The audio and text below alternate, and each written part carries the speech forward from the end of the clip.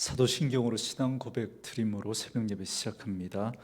전능하사 천지를 만드신 하나님 아버지를 내가 믿사오며 그 외아들 우리 주 예수 그리스도를 믿사오니 이는 성령으로 잉태하사 동정녀 마리아에게 나시고 본디오 빌라도에게 고난을 받으사 십자가에 못 박혀 죽으시고 장사한 지 사흘 만에 죽은 자 가운데서 다시 살아나시며 하늘에 오르사 전능하신 하나님 우편에 앉아 계시다가 저리로서 산자와 죽은 자를 심판하러 오시리라. 성령을 믿사오며 거룩한 공회와 성도가 서로 교통하는 것과 죄를 사하여 주시는 것과 몸이 다시 사는 것과 영원히 사는 것을 믿사옵나이다. 아멘. 이 아침에 우리에게 주시는 하나님의 말씀은 누가복음 2장 41절에서 마지막 52절 말씀까지입니다. 누가복음 2장 41절에서 마지막 52절 말씀까지 우리 말씀 찾으셨으면 한 목소리로 같이 읽겠습니다. 그의 부모가 해마다 6월절이 되면 예루살렘으로 가더니 예수께서 12살 되었을 때에 그들이 이 절기의 관례를 따라 올라갔다가 그 날들을 마치고 돌아갈 때에 아이 예수는 예루살렘에 머무셨더라. 그 부모는 이를 알지 못하고 동행 중에 있는 줄로 생각하고 하룻길을 간 후 친족과 아는 자 중에서 첫때 만나지 못함에 찾으면서 예루살렘에 돌아갔더니 사흘 후에 성전에서 만난즉 그가 선생들 중에 앉으사 그들에게 듣기도 하시며 묻기도 하시니 듣는 자가 다 그 지혜와 대답을 놀랍게 여기더라. 그의 부모가 보고 놀라며 그의 어머니는 이르되 아이야 어찌하여 우리에게 이렇게 하였느냐 보라 네 아버지와 내가 근심하여 너를 찾았노라. 예수께서 이르시되 어찌하여 나를 찾으셨나이까 내가 내 아버지 집에 있어야 될 줄을 알지 못하셨나이까 하시니 그 부모가 그가 하신 말씀을 깨닫지 못하더라. 예수께서 함께 내려가사 나사렛에 이르러 순종하여 받드시더라. 그 어머니는 이 모든 말을 마음에 두니라. 예수는 지혜와 키가 자라가며 하나님과 사람에게 더욱 사랑스러워 가시더라. 아멘. 오늘은 함께 읽으신 누가복음 2장 41절에서 52절 말씀을 중심으로 성전은 내 아버지의 집이라는 제목의 말씀으로 잠시 은혜를 나누겠습니다. 오늘 본문에는 다른 복음서에서는 찾아볼 수 없는 예수님의 청소년 시절에 있었던 사건을 우리에게 알려주고 있습니다. 누가가 특별히 예수님의 이 유년 시절, 청소년 시절의 이 이야기를 소개하는 데에는 특별한 이유가 있습니다. 복음서에 보면 예수님에 대한 탄생에 대한 이야기가 나오고 곧바로 예수님께서 세례 요한에게 세례를 받으시고 공생의 사역을 시작하신 내용이 나옵니다. 그렇기 때문에 예수님의 어린 시절에 대한 이야기가 베일에 쌓여져 있었기 때문에 여기에 대한 많은 오해와 잘못된 억측들이 난무합니다. 대표적으로 가톨릭의 경우는 그들은 성경 외에 외경을 인정합니다. 거기에 보면 예수님이 어린 시절에 흙으로 새를 지어 만들어서 날렸다라고 하는 그런 내용이 나오기도 하고 손가락으로 나귀와 양을 가리키니까 그 짐승들이 인사를 했다 그런 내용도 나오고 심지어 흙장난을 하다가 방해하는 그 친구를 저주하니까 죽게 되는 그런 내용도 나옵니다. 여러분 이건 너무나 터무니없는 신빙성 없는 그런 기록들입니다. 그리고 이단들의 경우에는 더 심각합니다. 대표적으로 하나만 소개하면 예수님이 세례 요한에게 세례를 받으실 때 그때 비로소 메시아로 예수님이 등극하게 된 것이지 그 이전에 어린 시절에는 그저 평범한 우리와 똑같은 인간에 불과했다라고 그렇게 주장하는 그런 이단들이 있습니다. 이건 예수님의 신성을 부인하는 겁니다. 반대로 예수님의 인성을 부인하는 이단들도 있었습니다. 그렇기 때문에 오늘 누가는 예수님의 어린 시절의 모습을 보여줌으로써 예수님의 인성에 대한 의혹을 해소하고, 동시에 49절에 보면 내가 내 아버지 집에 있어야 될 줄을 알지 못하셨나이까 라고 하는 이 말씀을 통해서 예수님의 신성에 대한 증거도 동시에 하고 있습니다. 이러한 예수님의 인성과 신성을 부인하는 그러한 자들에 대한 반론으로 예수님의 이 어린 시절에 있었던 이 내용을 우리에게 소개해 주고 있습니다. 먼저 41절에 보면 예수의 부모님은 매년 유월절을 지키기 위해서 예루살렘을 방문했습니다. 그래서 여느 때처럼 예수님이 12살 되던 해에도 예수님은 부모님과 함께 예루살렘에 유월절 절기를 지키기 위해서 올라가게 됩니다.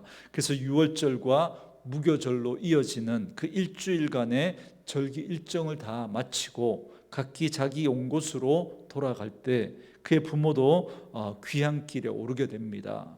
아마도 그 일주일의 기간 동안, 그 절기 기간 동안 있었던 그 감격과 은혜에 대한 그런 이야기들을 함께 길을 가던 그 무리들과 아마 이동하면서 이야기를 나누지 않았겠습니까? 그때의 은혜와 감격에 도취되어서 예수가 없는지도 모르고 하룻길을 가게 된 겁니다. 부모님들은 당연히 예수가 함께 할 거라고 생각을 했던 거죠. 자식에게 관심이 없는 부모가 있겠습니까? 그러나 당연히 그 무리 속에 있을 거라고 생각을 하고 하룻길을 그렇게 갔던 겁니다. 그러다가 하루가 지나고 나서야 예수가 그 무리들 중에 없다는 사실을 깨닫게 됩니다. 그래서 친족과 아는 사람들 중에서 찾아보았지만 찾을 수가 없었습니다. 그러니까 오던 길을 되돌아가서 예수를 찾게 됩니다. 예수를 잃어버린 건 하루였지만 그러나 그 예수를 찾는 데는 사흘이라는 시간이 걸렸던 걸 보게 됩니다. 그래서 사흘이 지나고 나서야 성전에서 그 예수님을 찾게 됩니다. 지난 성탄주일 설교 때도 말씀을 드렸지만 오늘 이 말씀을 통해서 우리가 생각해 봐야 할 건 당연히 동행 중에 있을 거라고 생각했던 예수가 그들 가운데 없었다라고 하는 이 사실입니다. 예수에 대해서 관심이 없었던 게 아니죠. 자식에게 관심 없는 부모가 어디 있겠습니까?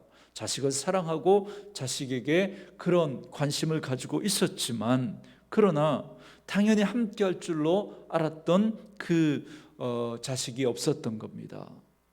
예수는 거기에 없었는데도 당연히 있을 줄로 알고 하룻길을 갔던 겁니다. 저는 오늘 이 말씀이 이 시대를 살아가는 우리 그리스도인들이 정말 다시 한번 곰곰이 생각해 봐야 할 말씀이라고 생각합니다. 어쩌면 우리에게 주시는 하나님의 말씀이라고 생각합니다.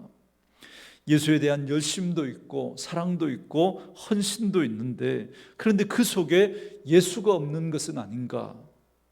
성교에 대한 그리고 예배에 대한 누구보다 뜨거운 열정이 있는데 그런데 그 속에 이웃에 대한 사랑과 배려가 없습니다.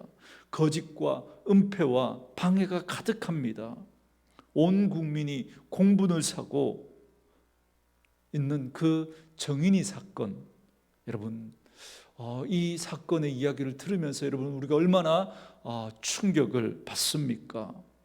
그런데 이 양 부모가 신실한 그런 그리스도인으로 사람들에게 비춰졌다는 겁니다.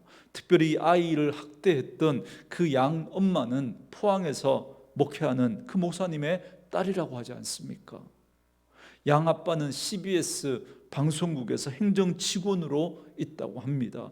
누가 봐도 정말 신실한 믿음의 사람인 것 같고 그래서 남의 아이를 입양해서 키울 만큼 그렇게 사랑이 많은 그런 사람처럼 비춰졌고 그래서 EBS 방송국에 어떤 그런 방송에도 출연할 만큼 사람들로부터 정말 사랑이 많은 그런 사람처럼 비춰졌습니다.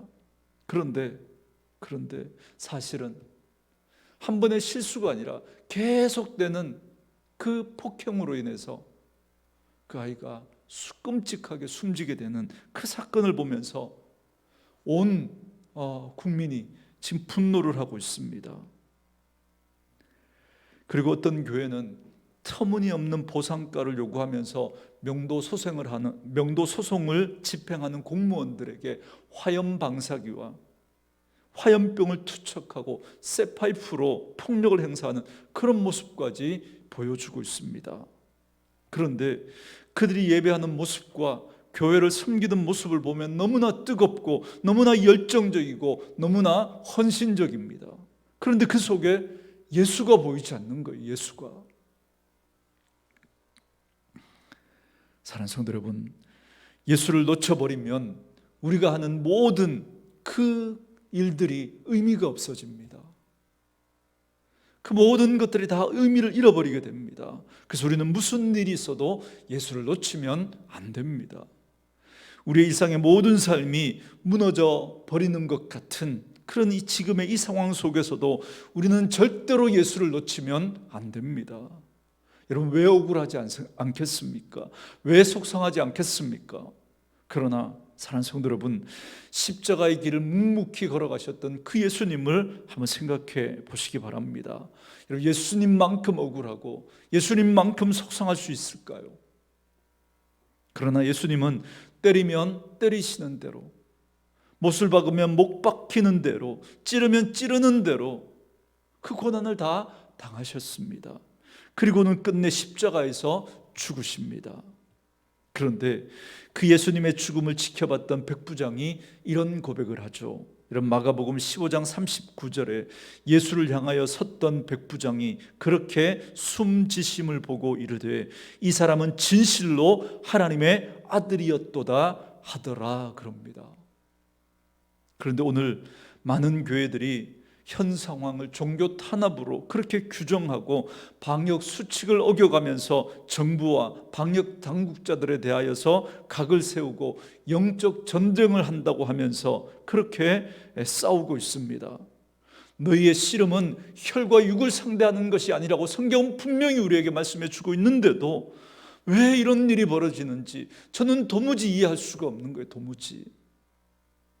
어떤 선교단체는 불의가 법이 되면 저항은 의무가 된다라고 하면서 사람들을 성도들을 선동합니다. 그래서 곳곳에서 끊이지 않고 교회발 집단 감염이 이어지고 있습니다. 거짓말하고 숨기고 은폐하면서 방역을 방해하는 그러한 모습들을 보면서 방역 당국자들이 하는 이야기가 신천지보다 더하다는 거예요. 신천지보다. 그래서 이제 교회와 성도는 세상 사람들에게 기피와 혐오의 대상이 되어버렸고 하나님과 예수의 이름은 땅에 떨어져 짓밟히고 있는 이 현실을 우리는 지금 보고 있습니다. 여러분, 왜 이런 일이 벌어지고 있습니까? 왜 이런 일이 벌어질까요? 당연히 예수와 함께하고 있는 줄 알았는데 사실은 우리가 예수를 놓치고 있었던 겁니다. 예수를 말하면서도 내 생각과 내 욕심과 내 이해관계만 앞세우다 보니까 예수가 설 자리가 없어진 거예요. 우리는 예수를 놓쳐버린 겁니다. 예수를 말하면서도 내 생각과 내 주장과 내 판단이 더 앞서니까 예수를 놓치고 만 겁니다. 사랑하는 성도 여러분, 우리는 더 늦기 전에 예수를 찾아야 합니다. 잃어버리는 건 하루였지만 예수를 다시 찾는 데는 사흘이 걸렸습니다. 우리가 다시 예수의 신앙을 회복하고 무너진 우리 한국교회의 그 위상과 신뢰를 회복하는 데는 훨씬 더 많은 그런 시간이 걸리게 될 겁니다. 그러나 지금이라도 깨닫는다면 여러분, 그건 복입니다. 여러분, 그렇지 않으면 나중에 우리가 하나님 앞에서 깨닫게 된다면 여러분, 그때는 여러분 후회해도 늦습니다. 그때는 우리 다시 예수를 찾을 수가 없습니다. 마지막에 예수님 앞에서 예수님이 우리를 알지 못한다고 여러분 그렇게 말씀하시면 여러분 어떻게 하시겠습니까? 아니요, 예수님, 우리가 주의 이름으로 선지자 노릇하고 주의 이름으로 귀신을 쫓아내고 주의 이름으로 많은 권능을 행했는데요, 여러분 그렇게 말씀하시겠습니까? 그때 예수님이 뭐라고 말씀하시는지 여러분 분명히 들으십시오. 내가 너희를 도무지 알지 못하니 불법을 행하는 자들아 내게서 떠나가라 그럽니다. 여러분, 무엇이 불법인지 아십니까? 도덕과 윤리의 잣대로 말하는 게 아닙니다. 예수 없이 한 것이 불법입니다. 예수와 상관없이 한 것이 불법입니다. 하나님의 말씀대로 하지 않은 것이 불법이에요. 말씀으로 이 하루를 시작하는 저와 여러분들은 오늘 이 말씀을 깊이 여러분 묵상하시고, 나는 과연 예수와 함께 믿음의 삶을 살아가고 있는지 다시 한번 점검하는 기회가 꼭 있기를 주의 이름으로 축원합니다. 여러분, 이렇게 우여곡절 끝에 성전에서 예수님을 찾은 예수님의 부모님이 48절에 보면 예수를 책망합니다.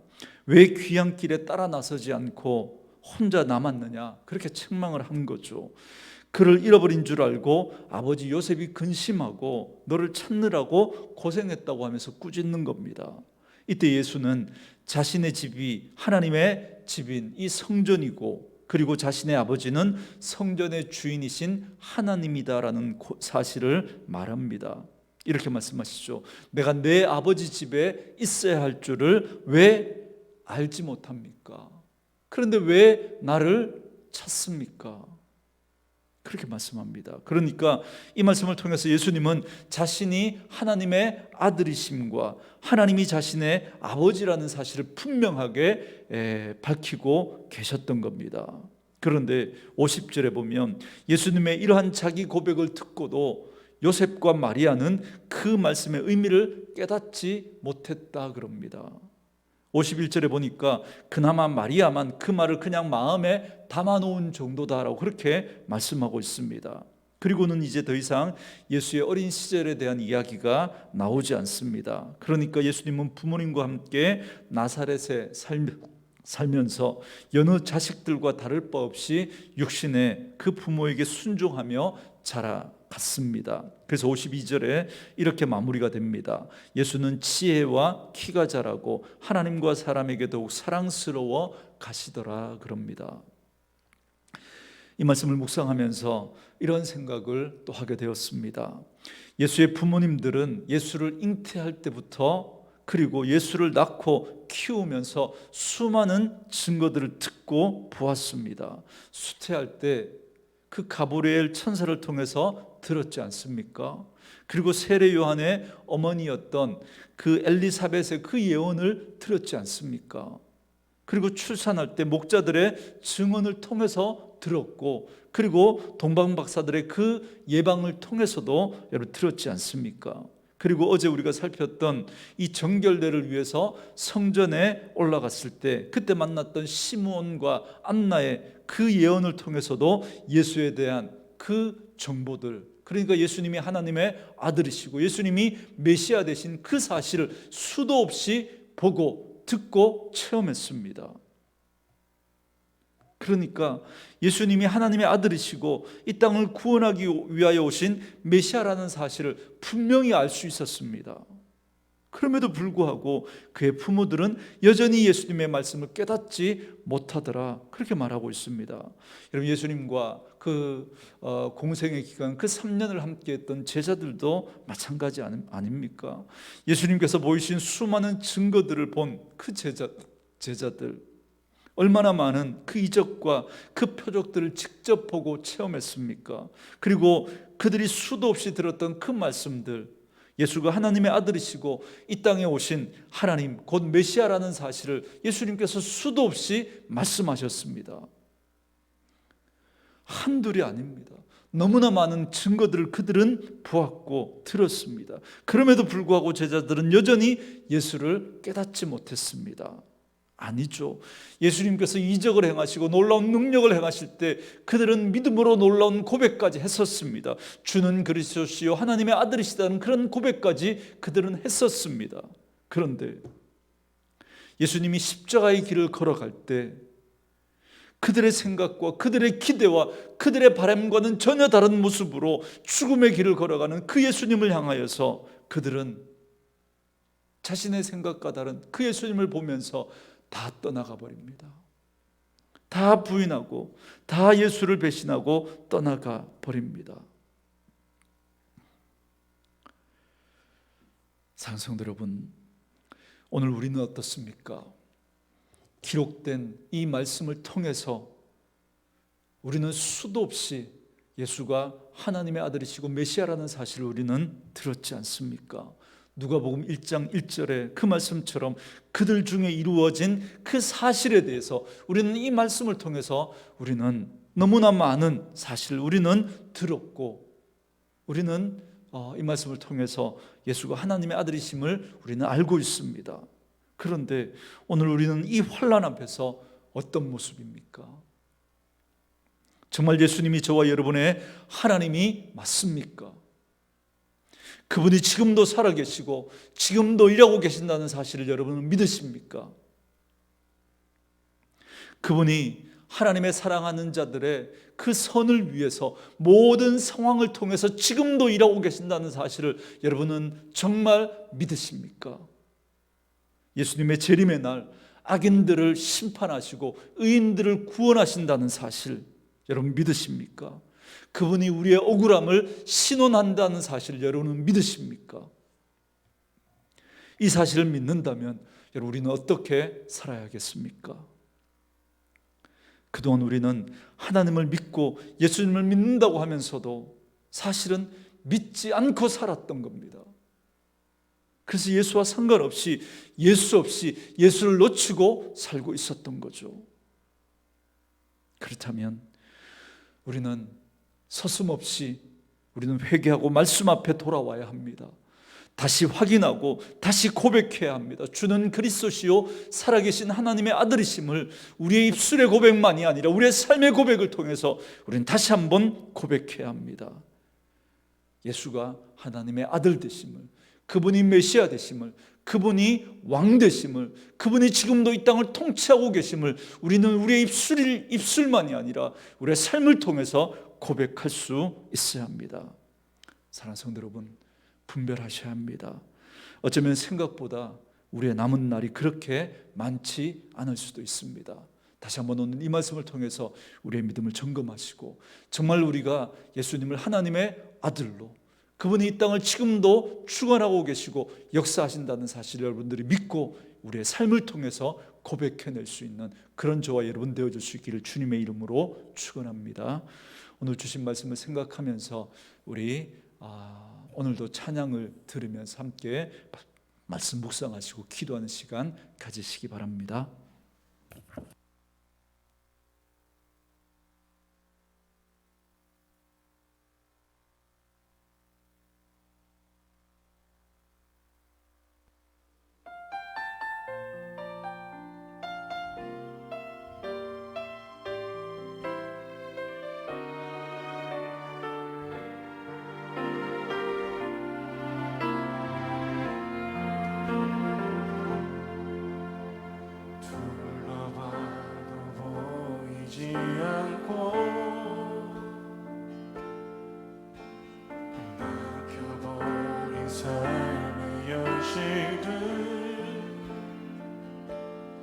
가슴 속에 시린 눈물과 두려움에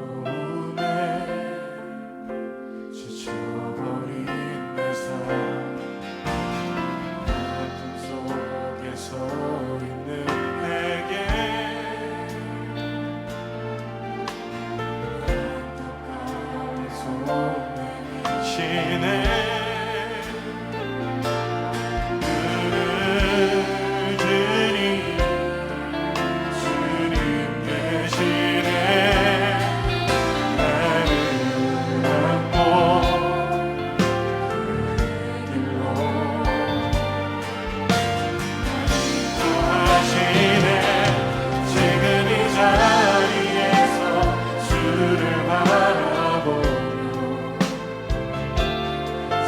이 자리에서 주가 영광 받으시도록 주께 승복하리라, 주께 나아가리라.